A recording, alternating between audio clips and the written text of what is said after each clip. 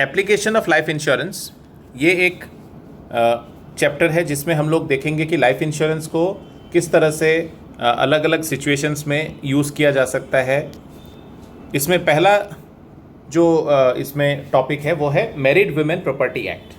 ये married women property act क्या होता है? मैरिड वुमेन प्रॉपर्टी एक्ट एक ऐसा एक एक्ट है जिसके मुताबिक अगर कोई लाइफ इंश्योरेंस पॉलिसी को चाहे, अगर कोई कस्टमर, तो वो अपने परिवार के नाम पे अपनी पॉलिसी को असाइन कर सकता है। इसमें नाम इस एक्ट का मैरिड वुमेन प्रॉपर्टी एक्ट तो है, पर ऐसा नहीं कि ये सिर्फ अपने वाइफ तक ही ये सीमित रहता है। कोई अगर कस्टमर चाहे तो अपनी पॉलिसी को अपने बच्चे और अपने बीवी के नाम पे पॉलिसी को असाइन कर सकता है। और इस असाइन करने का जो सबसे बड़ा खासियत क्या है, इस एक्ट को अगर यूज़ करके कोई अगर अपने पॉलिसी को असाइन करके रखता है तो इसमें क्या होता है, ये पॉलिसी का जो पैसा है वो एक ट्रस्ट के साथ जुड़ जाता है और उस ट्रस्ट के मेंबर होते हैं उसके कस्टमर के वाइफ और उनके बच्चे। और इसका सबसे बड़ा खासियत यह है कि अगर किसी भी सूरत में अगर कस्टमर का अगर मान लीजिए मृत्यु हो जाता है और उनके परिवार को उसका जो डेथ क्लेम है वो मिलता है, या मान लीजिए किसी पॉलिसी का मैच्योरिटी मिलता है, तो उस सूरत में अगर कोई भी कस्टमर ने कहीं से भी कोई तरह का कस्टमर का कोई बकाया है राशि, तो या अगर मान लीजिए कि कस्टमर का डेथ हो जाता है, उससे पहले उन्होंने कहीं से लोन लिया हुआ था, बैंक से हो या किसी प्राइवेट फाइनेंस से, और उनको पता चलता है कि ठीक है उनके परिवार को ये पैसा मिलने जा रहा है, तो वो लोग अगर कोर्ट में जाके ये क्लेम करते हैं कि नहीं उनका बकाया था और उनके पास इसका प्रूफ अगर वो लोग दे सकते हैं, तो कभी कभी कोर्ट ये आदेश दे सकती है कि अगर ये सही साबित हो तो कोर्ट ये आदेश दे सकती है कि ठीक है, पहले जो पैसा उनका बकाया है वो दिया जाएगा, उसके बाद जो बचा हुआ पैसा रहेगा वही सिर्फ उनके नॉमिनी को मिलेगा। लेकिन MWPA एक्ट में अगर पॉलिसी असाइंड है तो वो उस उस पॉलिसी का जो पैसा है वो चाहे मैच्योरिटी में मिला हो या डेथ क्लेम में मिला हो, वो कोई भी कस्टमर का लेनदार उनसे आके उस पैसे के लिए डिमांड नहीं कर सकता, या डिमांड करेगा तब भी उनको वो देने के लिए मजबूर नहीं है। और एक तरह से ये जब MWPA एक्ट को यूज़ किया जाता है तो इस पॉलिसी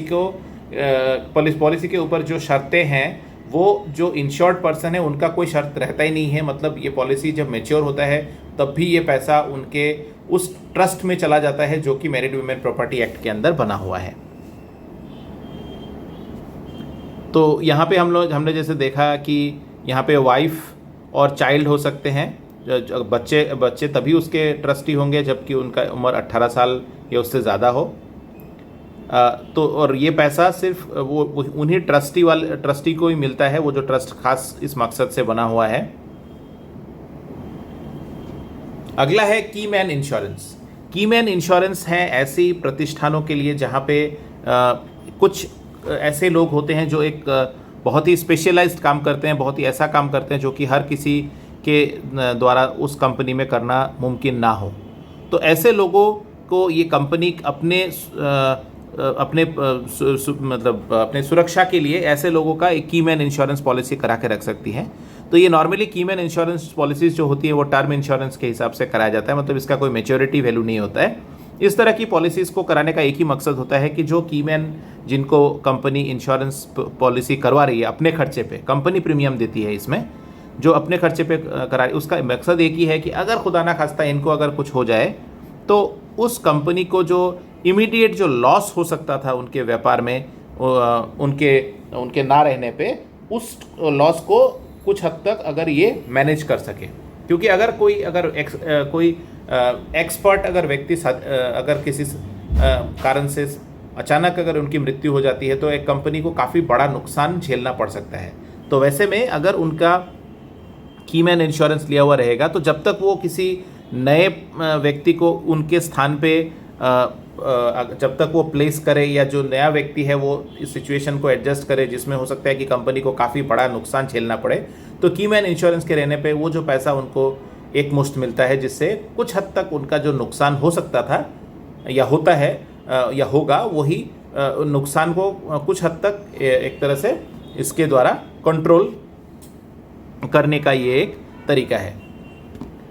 और तीसरा जो यहाँ पे एप्लीकेशन है लास्ट, वो है mortgage redemption insurance. Mortgage redemption insurance जैसे ये सब नॉर्मली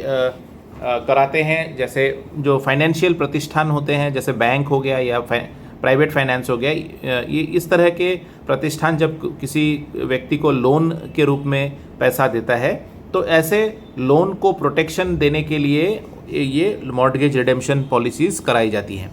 इस तरह की पॉलिसीज़ का दो फ़ायदा है। एक फ़ायदा उनके परिवार को मिलता है, क्योंकि अचानक अगर उस व्यक्ति के ना रहने पे उनके परिवार पे वो दबाव नहीं आता है कि वो लोन का पैसा वापस करे, क्योंकि हो सकता है कि उनके परिवार में ऐसा कोई व्यक्ति ना हो जो कि उस रेट पे वो लोन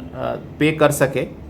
उनका इनकम उतना ना हो। और दूसरा फ़ायदा है बैंक या उस प्रतिष्ठान के लिए जिन्होंने लोन दिया है, क्योंकि अगर वो पैसा का वो इंश्योरेंस करा के नहीं रखते तो वो पैसा उनका नुकसान हो सकता था, आइदर नुकसान हो सकता था, नहीं तो वो उनको ज़बरदस्ती कस्टमर के परिवार से लेना पड़ता। तो यहाँ पे कस्टमर के परिवार से भी लेना नहीं पड़ेगा, जबकि इंश्योरेंस कंपनी वही पैसा पे कर देती है उनका जो उनको जो मिलना बकाया रहता है। तो इसके वजह से ये मॉर्टगेज रिडेम्पशन इंश्योरेंस एक बहुत ही इम्पॉर्टेंट एप्लीकेशन है